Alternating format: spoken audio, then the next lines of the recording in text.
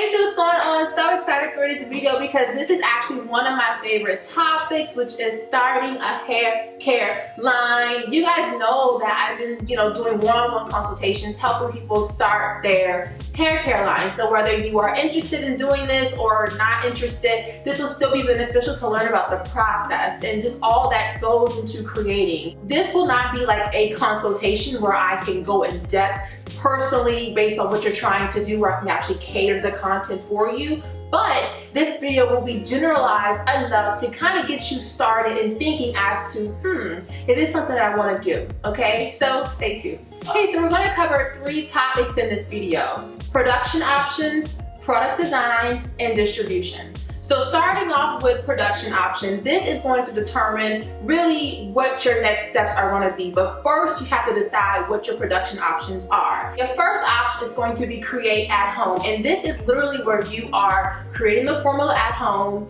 you're filling your bottles, you're shipping out your product, like you're doing everything. And we know that this option works because Carol's daughter started at home, The Main Choice started at home, and so many other brands started at home and literally started with just one product. Now the downside is that it can be very time consuming because you're doing everything, especially learning how to formulate, the trial and error, so that does come into play, which is something that I do cover in my consultations. But initially, that is something you should be thinking about. Do you have the time to be doing this option? Now the good thing about creating at home is that you have total control pretty much over everything. Okay, so your second option is going to be doing private label. Now this is pretty much where you're working with a company that is selling you an already established formulation. So you're literally buying bulk of like a conditioner or a shampoo, and you're filling it in your bottles, you're putting your own labels on it, and then you're shipping it out. So this formula is done. It's established, it's already been tested for micro,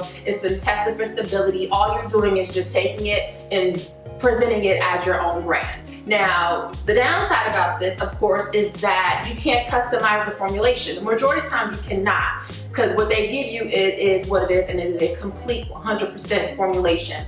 Now, the good side about this is that if you don't have the time to create at home, this is a great option because, like I said, you already have a formula that's already complete. I've seen a lot of brands start off with private label and be very successful as well.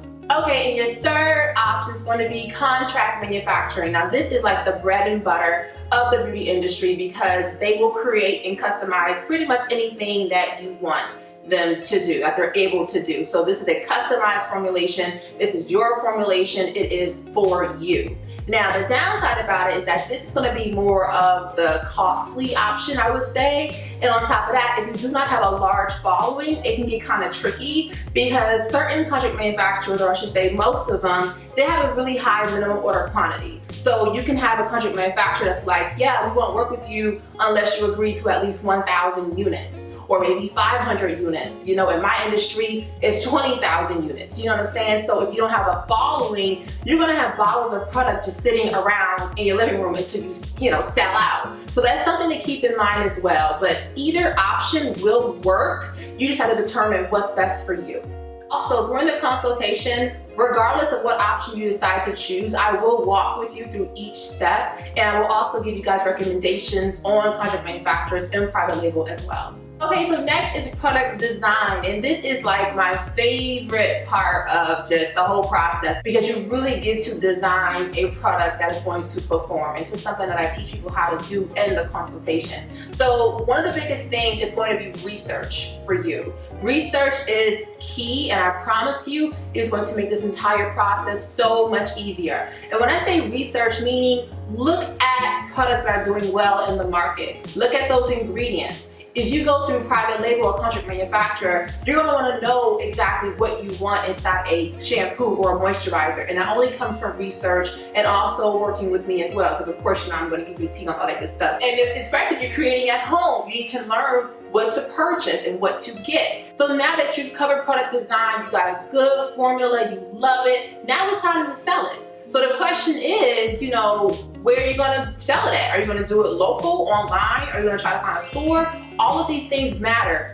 Honestly, right now with the pandemic, local may not be like the best way because, you know, most people are not having flea markets. Most people aren't having festivals and things of that nature to sell on a local level. But number two is going to be the bread and butter, hands down, which is online sales. So this is going to be amazing because you're not only going to reach a local audience, but also the entire world. So of course, having your social media set up for your business, your website set up for your business, you know, and just pretty much selling your product. But you really want to think about the marketing as well when you are doing online. For example, if you're coming out with a hair growth oil, having before and after photos are going to be super important for marketing your product. So during the creation phase, you know, give a few samples out to your friends and family, have them try it out, and take before and after photos, and you can use that on your website to help launch your product and to help sell your product overall. Now, I do get some questions about people who like, I want to be in Target, how do I get in Whole Foods? The prerequisite for getting into a store is going to be having successful online sales. That's the first thing they're going to ask you. Well, how's your online sales? What was your revenue for the past year? If you can prove to them like you're going to be an asset into their store, then that opens the door for you to get into these bigger brands. But the first step is online sales and really mastering that. All right, guys, so I know that was a lot of information, but the funny thing about it is that that is just not even the tip of the iceberg. There's so much more that I can share with you guys. That is what the consultations are for, where I can really focus on you and your brand and what you're trying to create, okay? So I hope this was super helpful for you. I have a question for you. What's your favorite hair care brand? And if it's yours, say it's yours. And if it's someone else's, that's, you know, anybody, just whoever, just what is your favorite hair care brand? And I look forward to joining the conversation with you guys below. Okay, thank you guys so much for watching. Be sure that you are subscribed, like this video, comment, make sure notifications are on. And thank you guys for getting the Curly Girls Guide to Hair Care Ingredients. I will have the link below for you. And once again, if you guys are interested in starting a hair care line, I will have a special link for you as well to book a consultation with me. All right? I love you guys so much, and I'll see you guys soon. Bye.